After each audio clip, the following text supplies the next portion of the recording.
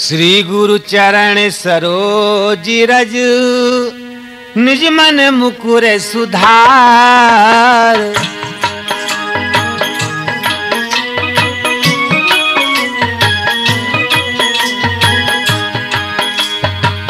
वरुण रघुबर विमल yes जो दायक फल चार।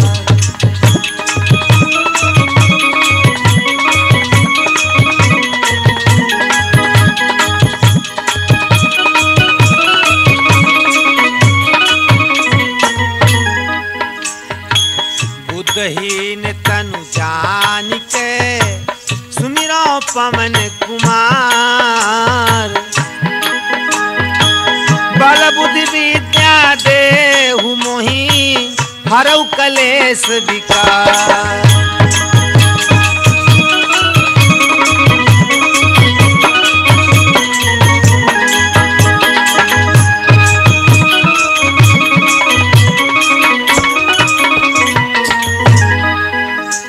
नारायणं नमस्कृत्य नरं चैव नरोत्तमं देवीं सरस्वतीं व्यासं ततो जयमुदीरयेत्। बोलिए हनुमंत लाल की। हाँ श्रोता बंधुओं, राठौर कैसेट के माध्यम से मैं ये द्रौपदी स्वयंवर की पावन गाथा आप लोगों के समक्ष रखने का प्रयास कर रहा हूं। और इस कथा में आपको ये सुनने को मिलेगा कि सभी पांडव जो हैं वो लाक्षागृह में जले नहीं हैं, बल्कि सभी को ये एहसास हो चुका है कि पांडव लाक्षागृह में दुर्योधन के द्वारा जलाए जा चुके हैं। और इधर देखिए महाराज पांचलेश्वर यानी उनके यहाँ पर दो पुत्रों का और एक पुत्री का जन्म होता है। तो किस प्रकार से उनके यहाँ पर द्रौपदी का जन्म होता है और किस प्रकार से द्रौपदी का स्वयंवर उनके यहाँ पांडवों के माध्यम से होता है, ये कथा महाभारत की हम आपके समक्ष द्रौपदी स्वयंवर नामक कथा लेकर के आ रहे हैं। हमें परम विश्वास है कि इसे आप सुनकर हमारा उत्साह वर्धन करेंगे। तो हम प्रभु चर्चा शुरू करें उससे पहले आइए एक बार प्रभु जी का नाम ले लिया जाए। सिया राम कहो, सिया राम कहो, सिया राम कहो, सिया राम कहो।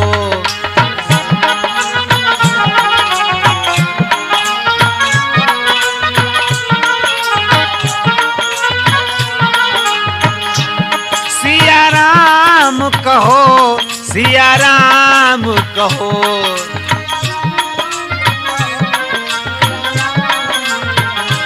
सिया राम कहो, राधे श्याम कहो।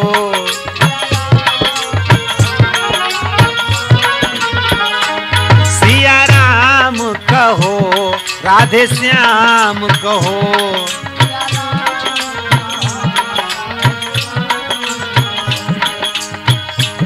गजग्राह लड़े जल के भीतर,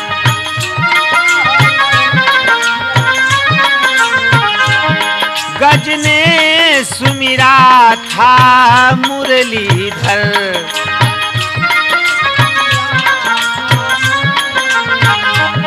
तब आने बचाया गज को था, सिया राम कहो, सिया राम कहो।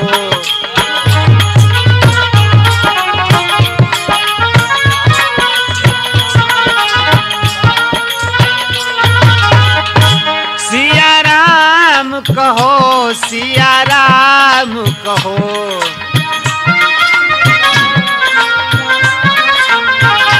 राधे श्याम कहो, राधे श्याम कहो।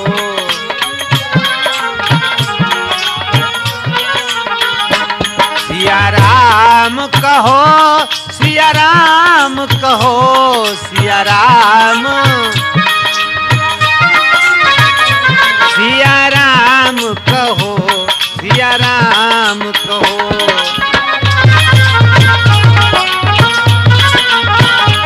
सिया राम कहो, सिया राम कहो।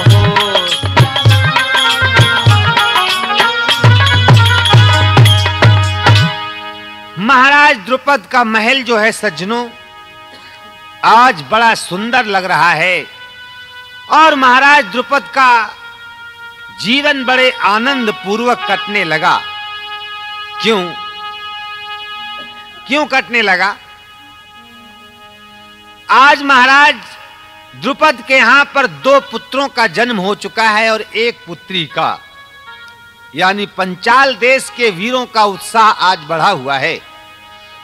और महाराज द्रुपद के 2 पुत्र कौन-कौन हैं?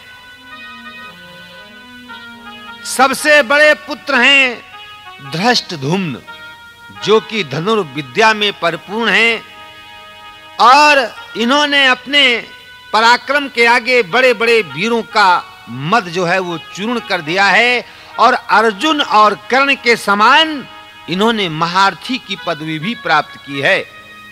और इनके डर से उस प्रदेश के जितने भी राजा थे ना, उनकी सेना कांपा करती थी। और दूसरी बात यह है कि महाराज द्रुपद के दूसरे पुत्र कुछ ही दिन में अस्त्र और शस्त्र चलाने में महान पारंगत हो गए, जिनका नाम आप सभी जानते हैं, जिनका नाम है शिखंडी। और ये शिखंडी और धृष्टद्युम्न, ये दोनों पुत्र महाराज द्रुपद को बहुत प्यारे थे। इनको देख-देख कर महाराज अपना जीवन बड़ा आनंद से बिता रहे थे। तीसरे नंबर पर महाराज द्रुपद के यहां पर सुंदरता की खान उतर करके आई है, जिसका नाम है द्रौपदी। द्रौपदी की सुंदरता तो महाराज को भाती ही है, मगर साथ-साथ में एक चिंता भी उनको खाती है, जो कि चिंता जब कन्या विवाह योग्य हो जाती है तो हर एक पिता को लग जाती है। मन में विचार कर रहे हैं महाराज पंचाल नरेश कि सोचा ये सुकुमारी कन्या साधारण दृष्टि न आती है।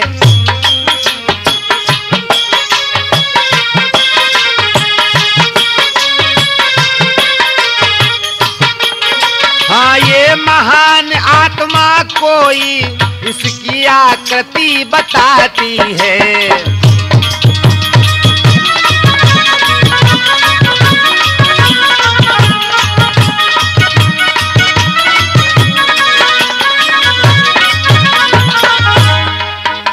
इसलिए जो दुनिया में सबसे होवेगा श्रेष्ठ धनुर्धारी, होवेगा श्रेष्ठ धनुर्धारी, बस उसको ही ब्याहूंगा मैं अपनी ये सुमुख सुंदर प्यारी।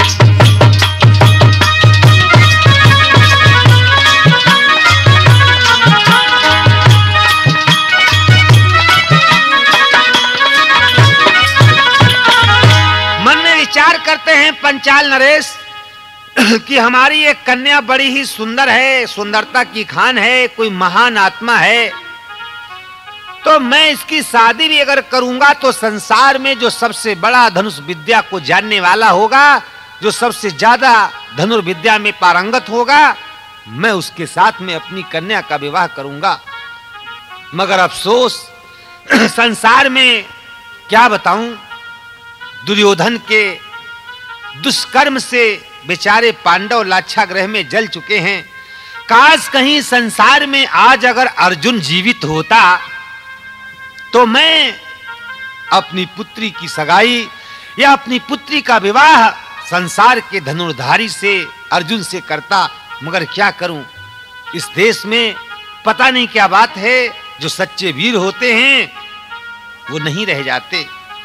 और मुझे यह भी देखना है कि संसार में मैं ऐसा कोई कार्य रचाऊंगा, ऐसा स्वयंवर रचाऊंगा, जिसके अंदर जो संसार का सबसे बड़ा धनुष चलाने वाला वीर होगा वही सामने आएगा और ये पता भी लग जाएगा कि हमारे देश में कैसे कैसे बलवान पड़े हैं।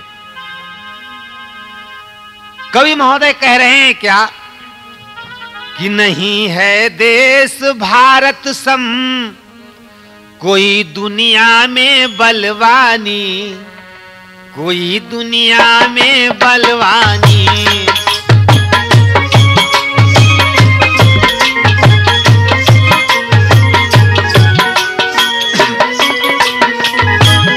नहीं है देश भारत सम कोई दुनिया में बलवानी। जिधर जाती है दृष्टि दिखते हैं वीर भटमानी, दिखते वीर भटमानी।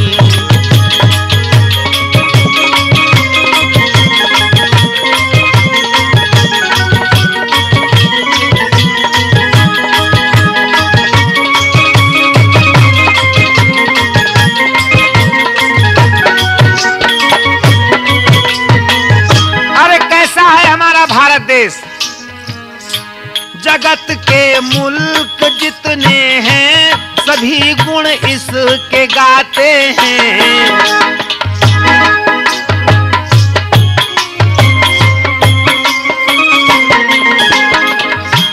जगत के मुल्क जितने हैं सभी गुण इसके गाते हैं। बताते हैं इसे सर्वगुण, बताते हैं इसे संपन्न भैया सब तो लासानी, सब तो लासानी।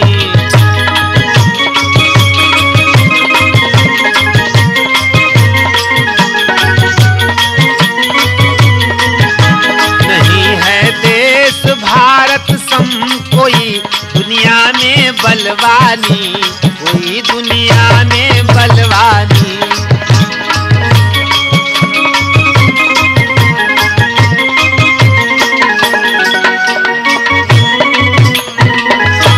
बात जाने दो यहाँ की स्वर्ग तक बल दिखाया है।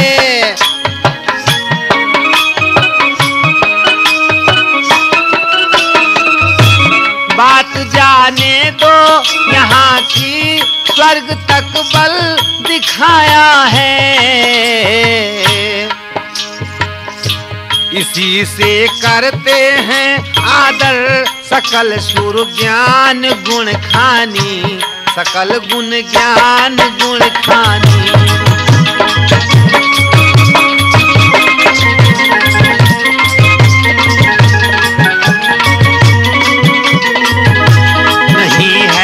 देश भारत सम नहीं है देश भारत सम कोई दुनिया में लासानी, कोई दुनिया में लासानी।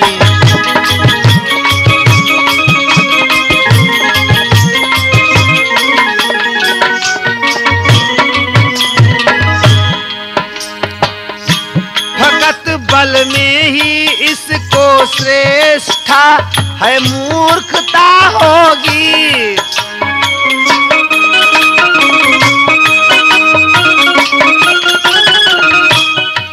क्योंकि असल में लक्ष्मी और विद्या, असल में लक्ष्मी और विद्या ना है अब कहीं जानी, ना अब कहीं जानी।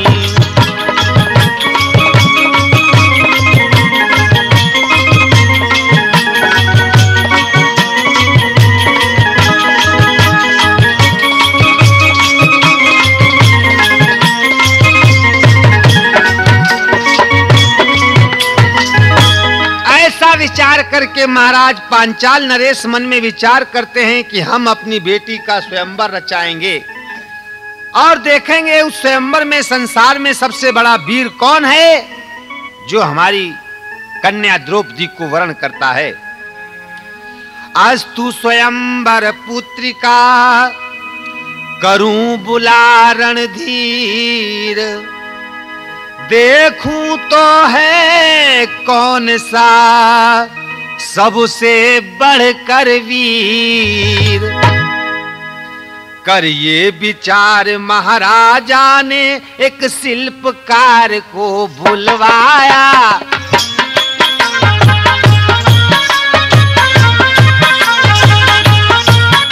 और इसके द्वारा अति विशाल कोदंड एक दृढ़ बनवाया।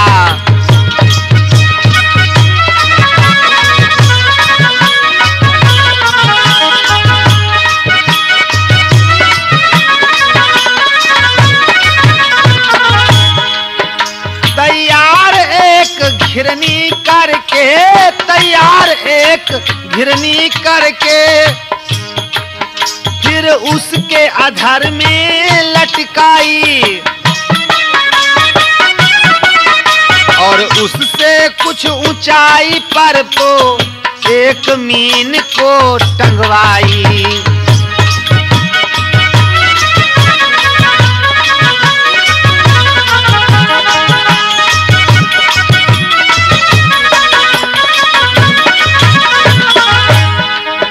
रखवाया एक कढ़ाव बड़ा,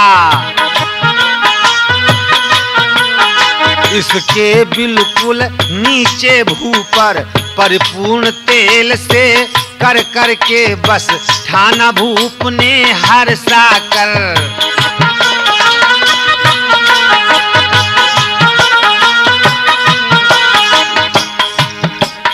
जिस योद्धा ने धनु को चढ़ाए लख तेल में मछली की छाया, हिरनी के छिद्रों में होकर सर उसके ड्रग में पहुंचाया।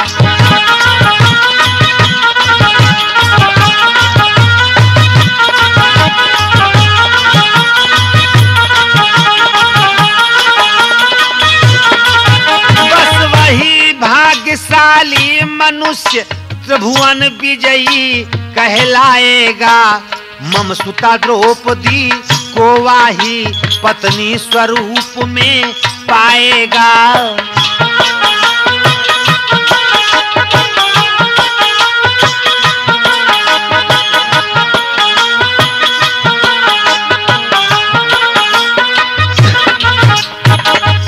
मन में विचार करते हैं पांचाल नरेश और बुलवाते हैं एक शिल्पकार को, और बुलवा करके शिल्पकार को क्या करते हैं, एक बड़ा मजबूत धनुष बनवाते हैं और उस धनुष के ऊपर एक घिरनी जिसमें जगह जगह पर सुराख बने हुए हैं छोटे छोटे, उस घिरनी को टंगवाते हैं और घिरनी के ऊपर एक छोटी सी लोहे की मछली टंगवाते हैं, 2 आंखें बनवाते हैं उसकी, और सबसे नीचे एक तेल से भरा हुआ कढ़ाव रखवाते हैं। और ये कहते हैं कि जो भी वीर योद्धा इस तेल भरे कढ़ाव में परछाई देखकर मछली की और इस घिरनी के अंदर से बाण निकालते हुए इस मछली की आंख को भेद देगा, वही वीर योद्धा मेरी द्रौपदी का जीवन साथी बनेगा या द्रौपदी उसको जीवन में अपनाएगी।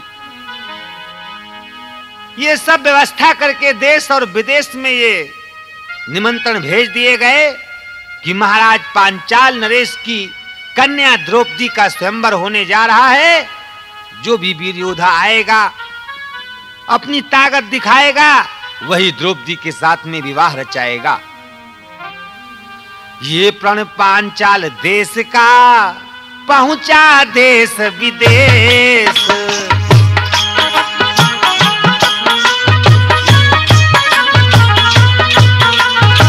सुनते ही आने लगे अगणित क्षत्रिय नरेश।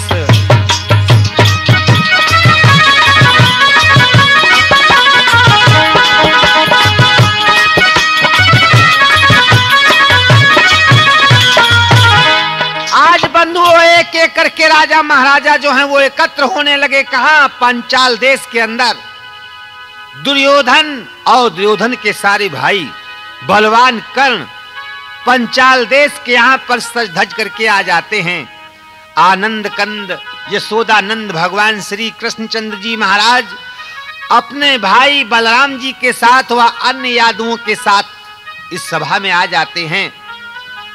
शीघ्र ही शीघ्र कौन आ गए मगधपति जरासिंध, चंदेरी के भूप राजा शिशुपाल, वीरवान भगदत्त, भूरसर्वा सिंध के राजा महारथी मद्रपति शल्य और कलिंग देश के राजा सोमदत्त, वाल्मीकि, सुशर्मा, चेकितान, कंबोज के विराटरु कृतवर्मा, कश्मीर के केकय नरेश, ऐसे महान महान योद्धा आज महाराज पांचाल के यहाँ पर एकत्र होने लगे स्वयंवर में शामिल होने के लिए। और इधर देखिए, जब हमारे वेदव्यास मुनि सुनते हैं महाराज द्रुपद के यहाँ पर द्रौपदी का स्वयंवर होने जा रहा है, तो हमारे व्यासदेव भी चल दिए कहां? महाराज द्रुपद के यहाँ पर। और इधर बंधुओं, आपको अभी को यह मालूम है कि पांडव लाक्षागृह में जले नहीं हैं, बल्कि वो बेचारे वहां से निकल करके धीरे धीरे जंगलों में भटकते घूम रहे हैं और एक चक्रा नगरी में इस समय वो निवास कर रहे हैं, भिक्षा मांग मांग कर अपना गुजारा कर रहे हैं, छिपते घूम रहे हैं। लेकिन वेदव्यास मुनि व्यासदेव तो जानते ही थे अपनी सिद्धियों से कि पांडव मरे नहीं हैं, चक्रा नगरी में निवास कर रहे हैं। तो व्यासदेव चलते चलते कहां पहुंच गए? पांडवों के पास, एक चक्रा नगरी के अंदर। पांडवों ने इनको आसन पर बिठाया, बड़े भक्ति भाव से नमन करके इनका आशीर्वाद लिया। संक्षेप में पांचों भाई ने अपनी कहानी बताई। इसके उपरांत व्यासदेव बताने लगे कि हम कैसे तुम्हारे पास आए हैं पांडवों से। पांडवों ने कहा, मुनिवर आप कैसे आए हमारे यहां? तो बताने लगे व्यासदेव कि यहां से थोड़ी दूर पर नगर एक पांचाल, राज करत हैं नीतियुत, द्रुपद नाम महिपाल। अरे मेरे बच्चों, मेरे पांडवों, अर्जुन, युधिष्ठिर, यहां से थोड़ी दूर पर एक पांचाल देश है, वहां पर राजा द्रुपद राज्य करते हैं और उनकी एक बड़ी सुंदर कन्या है कि उनके द्रौपदी नाम की है कन्या, एक अनुपम रूपमयी।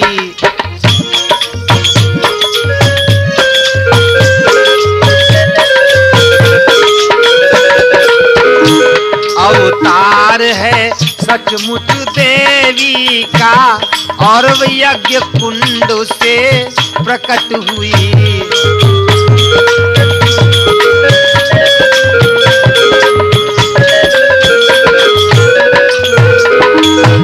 होवेगा शीघ्र स्वयंवर अब उस राशि रूप गुण खानी का, द्रौपद की इकलौती कन्या सुमुखी सुंदर पांचाली का।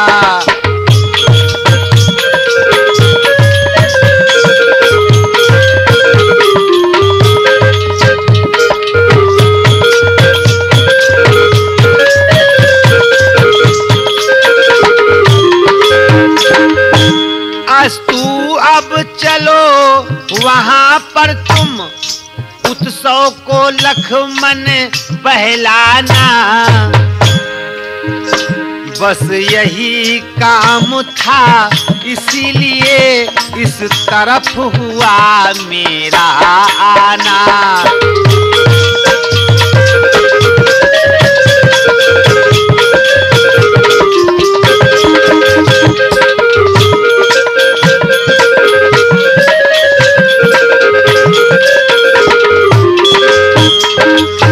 अरे कहा बच्चों, तुम्हें नहीं मालूम? पांचाल नरेश के यहाँ पर एक उनकी बड़ी सुंदर कन्या है जिसका नाम है द्रौपदी। वो यज्ञ से पैदा हुई है, हवन कुंड से पैदा हुई है। तो मेरी इच्छा ये थी कि मैं तुमको भी अपने साथ में ले चलूं, इसीलिए तुमको लेने आया हूं। बड़ा प्रसन्न हो गए पांडव, तुरंत ही अपने वल्कल वस्त्र पहने और चल दिए व्यासदेव के साथ में पांचाल नरेश के राज्य की तरफ। जंगल के सुंदर उपवन लता कुंजों को देखते हुए, नदी नालियों को देखते हुए आज पांडव चले जा रहे हैं कहां? पांचाल नरेश के तरफ। रास्ते में एक धौम्य नाम का ब्राह्मण पलटा है, उसको ये अपना पुरोहित घोषित करते हैं, अपना पुरोहित बनाते हैं। उसके बाद जब आगे चले तो क्या देखा कि बहुत सारे ब्राह्मण लोग महाराज के स्वयंवर में शामिल होने के लिए चले जा रहे हैं। उन्हीं के साथ पांडव व्यासदेव के साथ लग लिए। रास्ते में बहुत सारे धर्म उपदेश होते जाते हैं। ब्राह्मण लोग जो है ना, वो इनको नाना प्रकार के उपदेश सुनाते जा रहे हैं और आपस में वार्तालाप करते जा रहे हैं कि देखो भाई, द्रौपद राजा की राजदुलारी द्रौपदी का स्वयंवर में कौन वरण करता है, कौन ऐसा वीर होता है, कौन ऐसा है जो उसका वरण करेगा और उस भेद को लेगा। लेकिन बार बार अर्जुन की तरफ देखकर ब्राह्मण लोग कहते हैं, क्योंकि ये लोग भी तो ब्राह्मण का भेष बनाकर जा रहे हैं ना, अर्जुन को देखकर सारे ब्राह्मण कहने लगे, भैया एक बात बतावें। अर्जुन ने कहा, बताओ। रूप तुम्हारा देख कर अरे चित्त में उठे विचार, हो तुम सब निश्चय कोई देवों के अवतार। पांचों पांडवों को देखकर कहा कि तुम लोगों के रूप को देखकर ऐसा मालूम पड़ रहा है जैसे तुम पांचों लोग मनुष्य नहीं हो, देवताओं के अवतार हो सकता है तुम्हारे रूप में इतनी सुंदरता है कि तुम्हारे रूप पर मोहित होकर के ही द्रुपद सदा तुमको वरण कर ले या द्रौपदी तुम्हारे गले में माला डाल दे। इसलिए चलो, जल्दी हमारे साथ चलो, हो सकता है हमारी बात सच हो जाए। कुछ खबर नहीं होती कि पल से पल में क्या हो जाता है। और बंधु, ये सच है। किसी ने कहा है कि एक पल में क्या होता है ये कोई नहीं जान सकता, कि पल से पल में क्या हो जाए पता नहीं तकदीर का।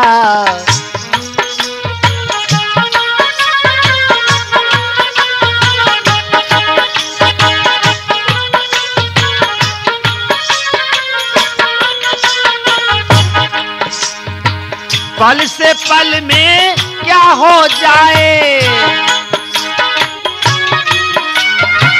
पता नहीं तकदीर का, कुछ पता नहीं तकदीर का।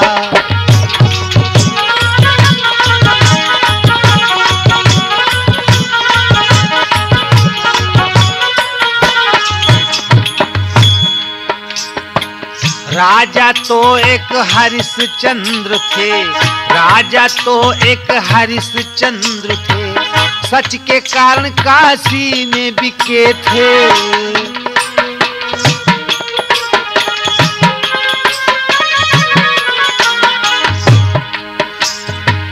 एक दिन हमने उनको देखा, एक दिन उनको हमने देखा, घड़ा उठाए नीर का, कुछ पता नहीं तकदीर का।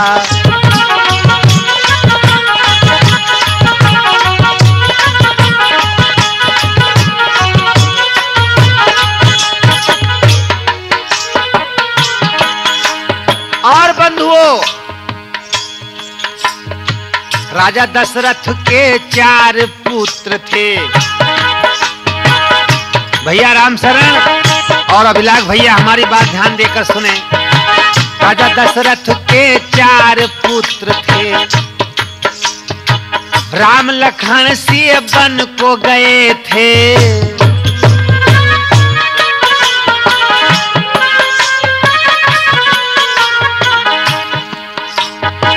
राजा दशरथ के 4 पुत्र थे, राम लखन सिंह वन को गए थे।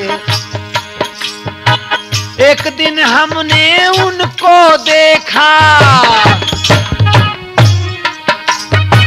एक दिन हमने उनको देखा, बाना धरे फकीर का, कुछ पता नहीं तकदीर का।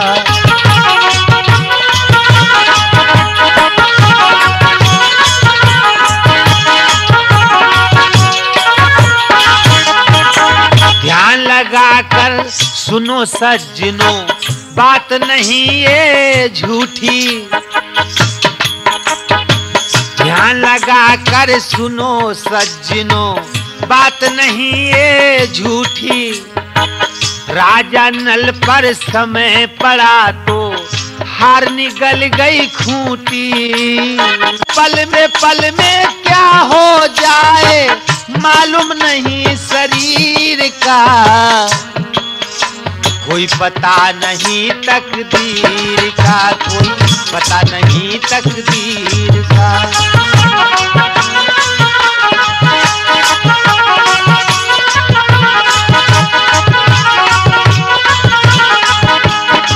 पल से पल में क्या हो जाए मालूम नहीं शरीर का, कुछ पता नहीं तकदीर का, कुछ पता नहीं तकदीर का।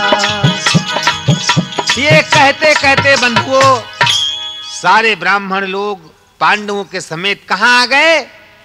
पांचाल नरेश के यहां। एक कुम्हार के घर में बेचारे पांचों पांडव ठहर जाते हैं। देख नगर पांचाल सब एक कुम्हार ग्रह जाए, विप्रों से हो कर विदा उतरे पांचों भाई। ब्राह्मणों से विदाई लेकर एक कुम्हार के घर में पांचों भाई बेचारे रहने लगे। कैसे रहते हैं? छुप कर रहते हैं।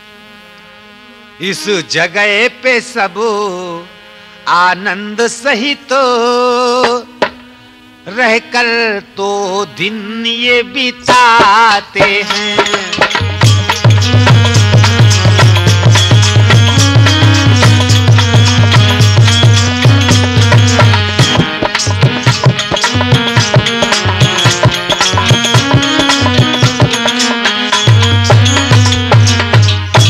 करते थे भ्रमण सकलपुर में, भिक्षा कर गुजर चलाते हैं।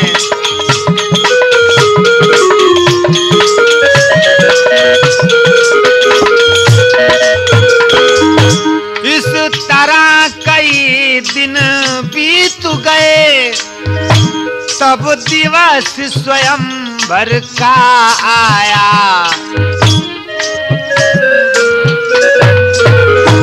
ये देख सभी में मानो के हृदय में अति आनंद छाया।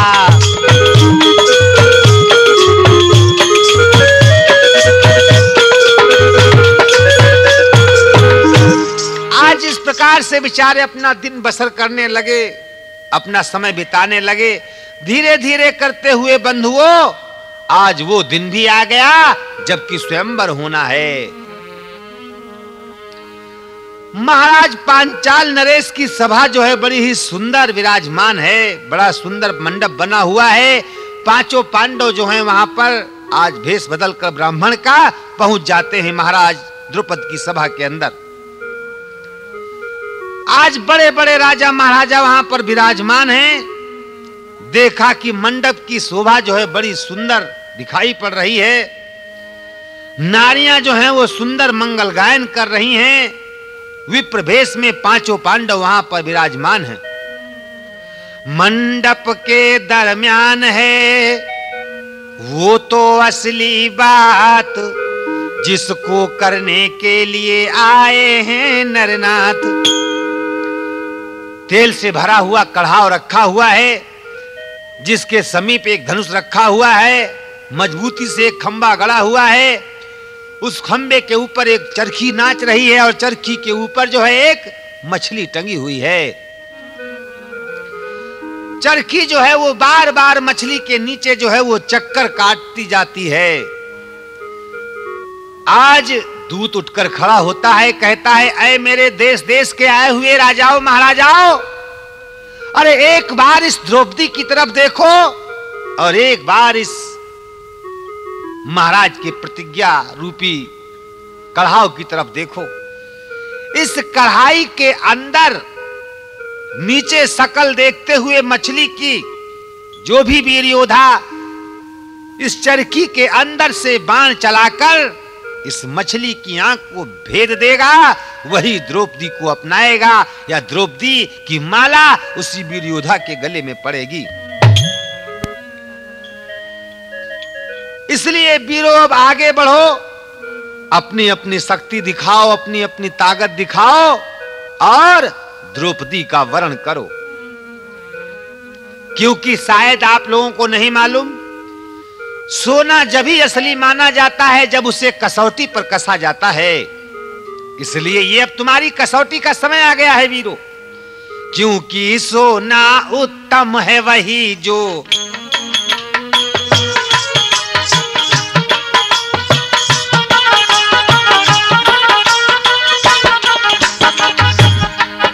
क्योंकि सोना उत्तम है वही जो निकले खरा कसौटी पर,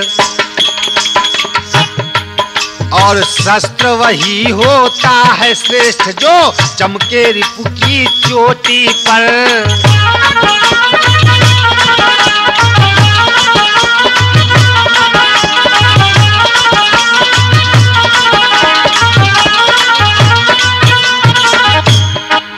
बस इसी तरह पुरुषूरथ भी वो ही अति श्रेष्ठ कहाता है, जो वीरवरों के मंडप में परिपूर्ण सफलता पाता है।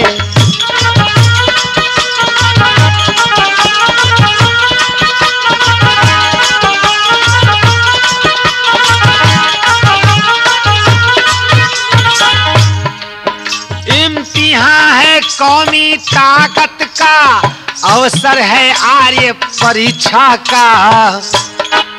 देखे कितना पानी है वहां, कैसा है बल धनुष शिक्षा का।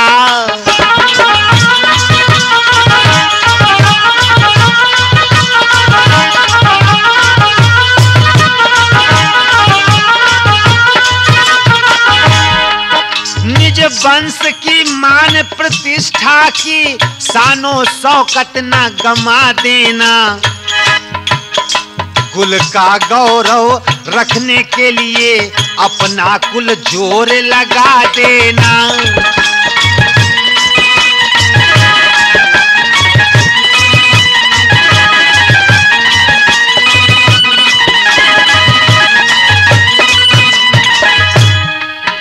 देखें तुम में है कौन वीर इस काम को पूरा करता है, और कौन द्रौपदी भगनी को पानी स्वरूप में भरता है, पत्नी स्वरूप में भरता है, पत्नी स्वरूप में भरता है।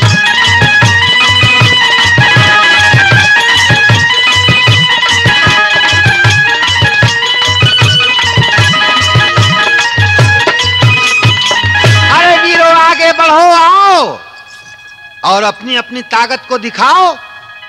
देखो आज कौमी ताकत दिखाने का आर्य परीक्षा का समय आ गया है।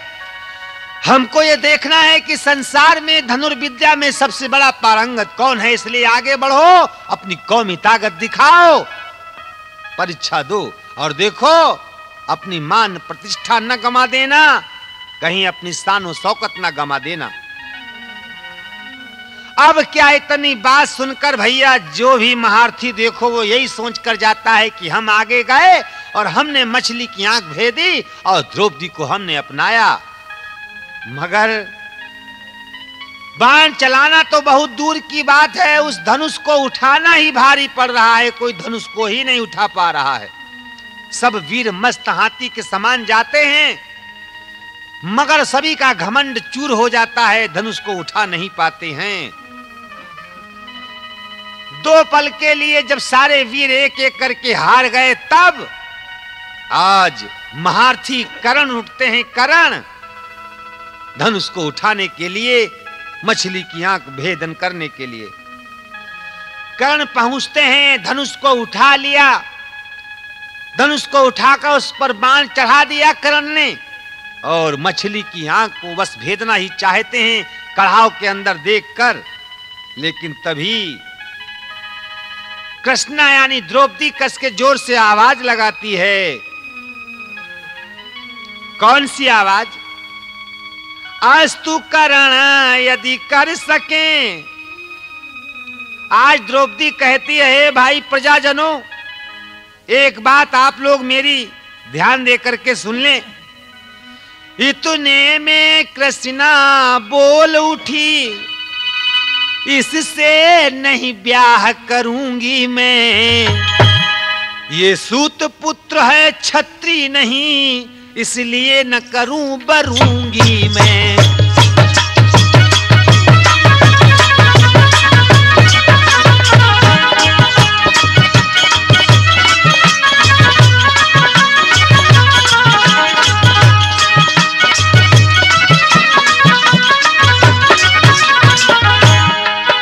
माना ये सब भूमंडल के वीरों में अति बलशाली है, वीरों में अति बलशाली है।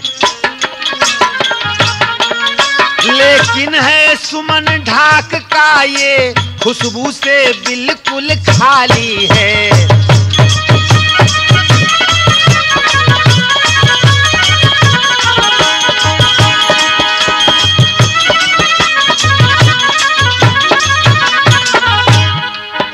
सारथी ने किया भरण पोषण, सारथी ने किया भरण पोषण, राधा ने दूध पिलाया है। माँ कभी सारथी ने किया भरण पोषण, न जाने किसका जाया है।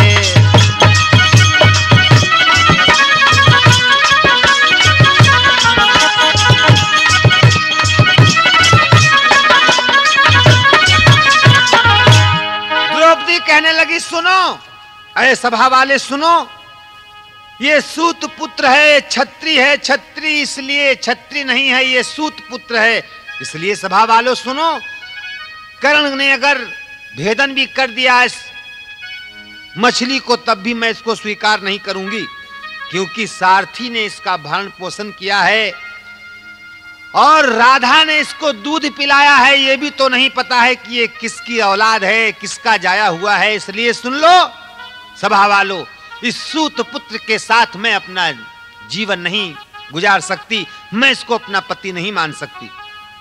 द्रुपद नरेश यानी द्रौपदी के पिता कहने लगे, बेटी ये तुम कैसी बातें करती हो, ये सारी बातें तुम्हें अच्छी नहीं लग रही। देखो, जो सेनापति होते हैं, जो महारथी होते हैं, जो सूरवीर होते हैं ना, बराबर भाव से देखे जाते हैं, वो ऊंच और नीच नहीं देखे जाते। अस्तु अगर कर्ण ने इस मछली का भेदन कर दिया तो नियमानुसार तुमको इसको जयमाल पहनानी होगी।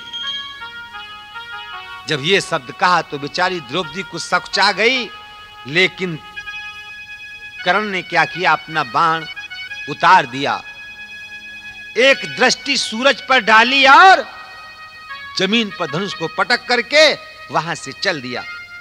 राजा ने जाने का कारण पूछा कि भाई कर्ण, तुम धनुष को छोड़ करके क्यों जा रहे हो? कर्ण ने कहा, महाराज शायद आपको नहीं मालूम, जब एक बार ये द्रौपदी मेरे प्रति अश्रद्धा प्रकट कर चुकी है, तब इसको पाने के लिए यत्न करना ये महापाप होगा, महान पाप, भारी पाप होगा।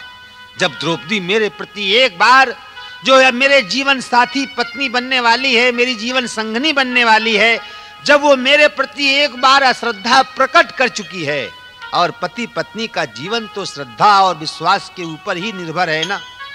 किसी ने कहा भी है कि मणि से कंकड़, कंकड़ से मणि, मणि कंकड़ से शोभा कर की, पति से पत्नी, पत्नी से पति, पति पत्नी से शोभा घर की। पति और पत्नी का जीवन श्रद्धा के ऊपर निर्भर है। जब ये मेरे जीवन संगनी बनने से पहले ही अश्रद्धा प्रकट कर रही है, तो इसको पाने के लिए यत्न करना मैं इसको महा पाप समझता हूं। यूं कह करण चले गए निज समाज तत्काल।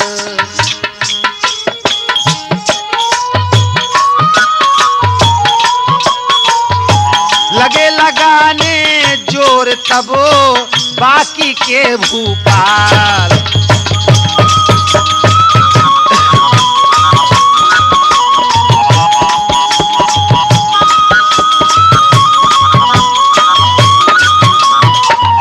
एक एक करके जब सभी राजा हार मान गए, देखा आज कोई वीर नहीं रह गया जो धनुष उठा करके मछली भेदन कर सके। आज बड़ा दुख हो गया महाराज द्रुपद को, पांचाल नरेश को। मन में सोचने लगे, दुखी हो गए बेचारे। हो गया मालूम मुझे इस वीर हिंदुस्तान की।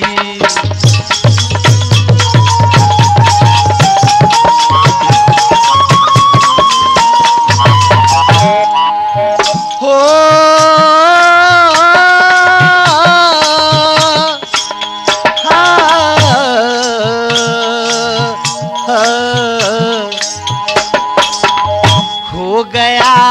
मालूम मुझे इस वीर हिंदुस्तान की।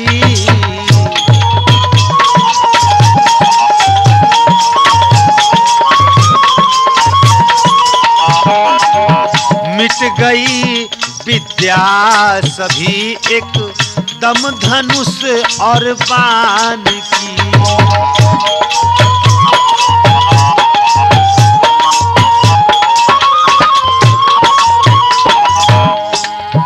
जानते गर हम ये सब छत्री हैं भू पर अब नहीं। जानते गर हम ये सच्चे छत्री भू पर है नहीं। तो नहीं होती हंसी, तो नहीं होती हंसी यहाँ पर हमारे मान की।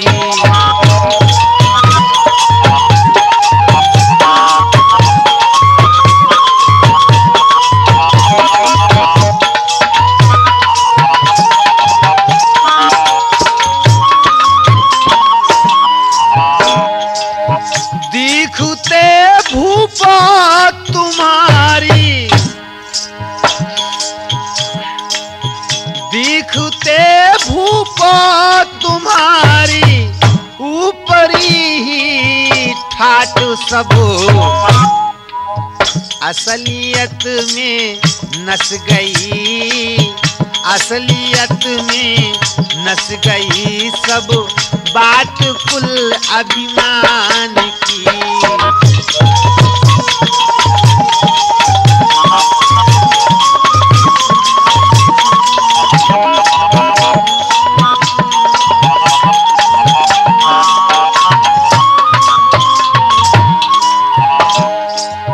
देखते हैं मेरा मुंह क्या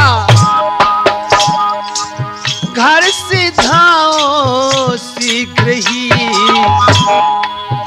ये नुमाइश है नहीं, ये नुमाइश है नहीं बाजी यहाँ पर जान की।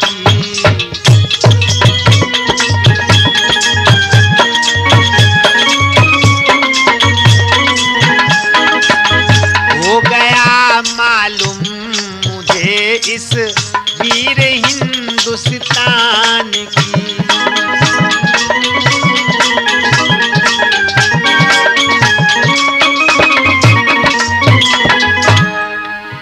आके मैदान में वही इंसान करेगा पूर्ण प्रणो।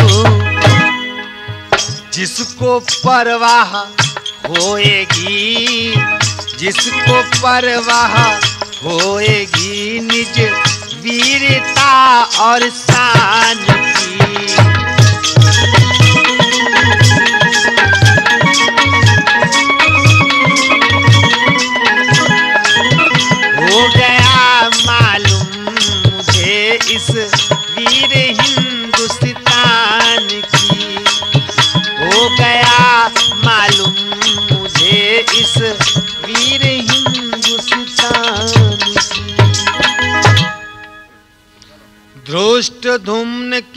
वचन सुन सारे पृथ्वी पाल, लगे देखने भूमि को लज्जा से तत्काल। जब द्रौपदी का भाई धृष्टद्युम्न इस प्रकार से कहता है कि दुनिया में कोई वीर नहीं रह गया, कोई क्षत्रिय नहीं रह गया, कोई भी धनुर्विद्या का धनुर्धारी नहीं रह गया। श्रोता बंधुओं सब तो सुनते रहते हैं, मगर आज क्रोध सुनकर आ गया सभा के अंदर। किसको? अर्जुन को। बस फकत कुंती सुत अर्जुन को ये सुनकर क्रोध हुआ भारी, ये सुनकर क्रोध हुआ भारी।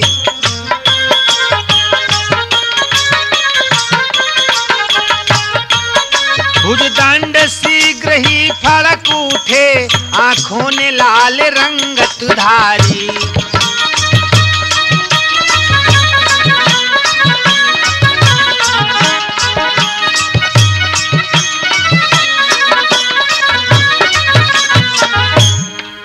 हो गया भेष का ध्यान दूर, तन छत्र जोश से चमक उठा तन। छठ जगह छोड़ हो गए खड़े, सूरज सम चेहरा दमक उठा।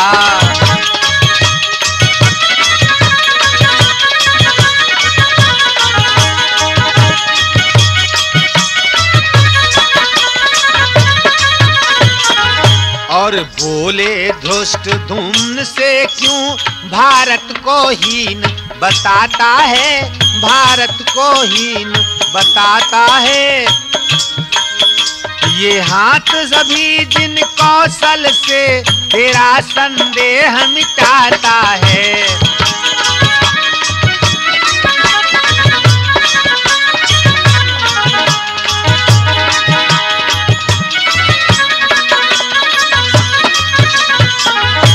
अर्जुन क्रोध में आ गए, भूल गए एक मिनट के लिए कि हम ब्राह्मण भेष में हैं। आंखों में लाल रंगत आ गई, अपने भेष का ध्यान दूर हो गया।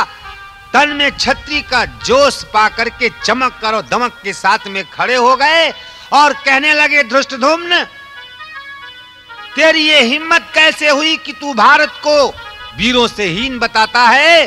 अरे तूने शायद अभी मेरे हाथों का कौशल नहीं देखा है। अभी ये मेरे हाथ तेरे हृदय का संदेह मिटाए देते हैं कि धरती अभी क्षत्रियों से खाली नहीं हुई है। ये भारत देश है, ये भारत देश ये क्षत्रियों से न कभी खाली हुआ है वीरों से, और न ही कभी खाली होगा। भारत न कभी बल में कमजोर कहाएगा, कमजोर कहाएगा।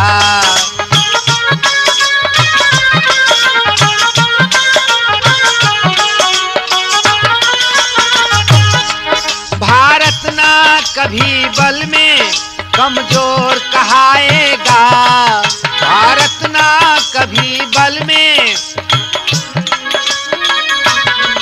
निज पूर्वजों के वंश में बट्टा न लगावेगा, बट्टा न लगावेगा।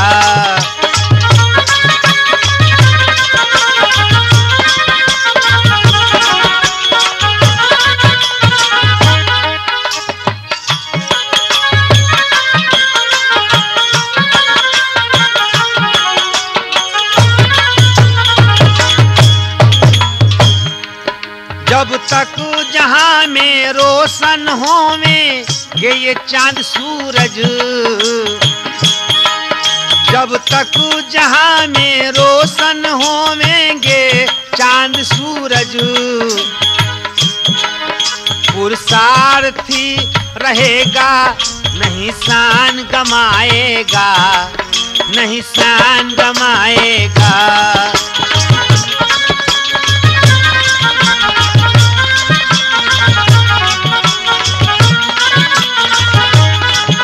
भारत न कभी बल में कमजोर कहाएगा, कमजोर कहाएगा।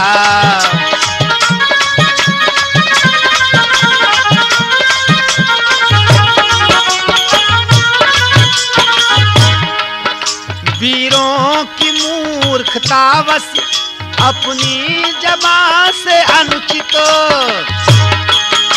वीरों की मूर्खतावश अपनी जबां से अनुचित, जो भी कहेगा निश्चय वो हानि उठाएगा, हानि उठाएगा।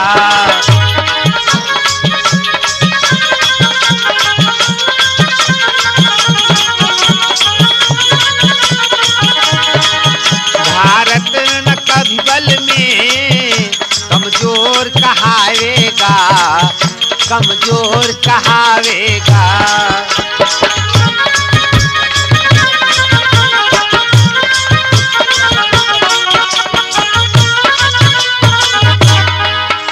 कर बंद निज जबां को होशियार हो के देख,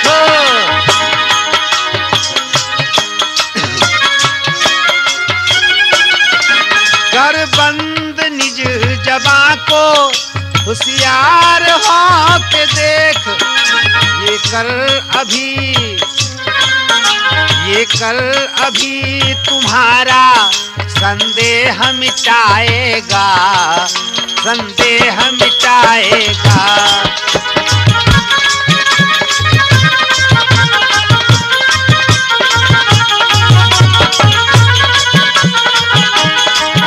भारत न कभी बल में कमजोर कहाएगा, कमजोर कहाएगा।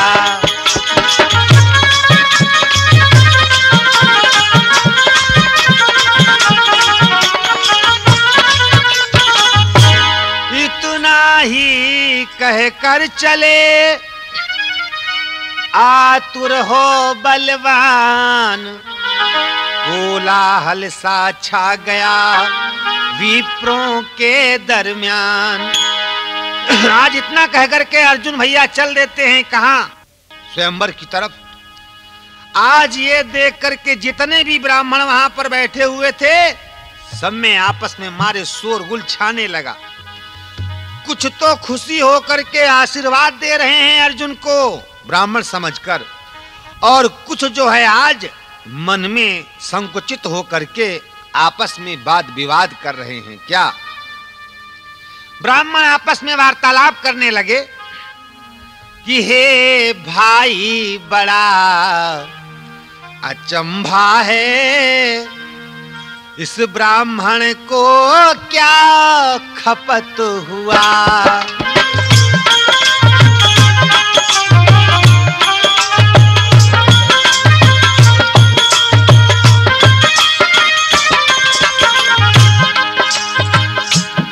हे भैया बड़ा अचंभा है,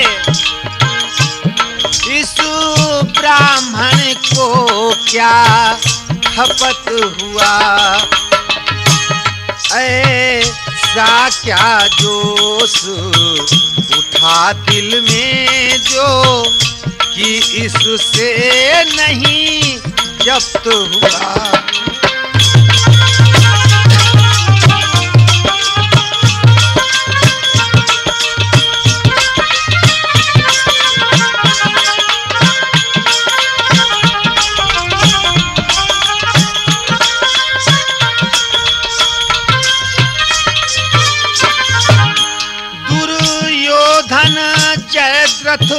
शल्य आदि धनु वेद विशारद बलवानी, इतना तो लक्ष्य विध नाही नहीं धनु वेद विशारद बलवानी।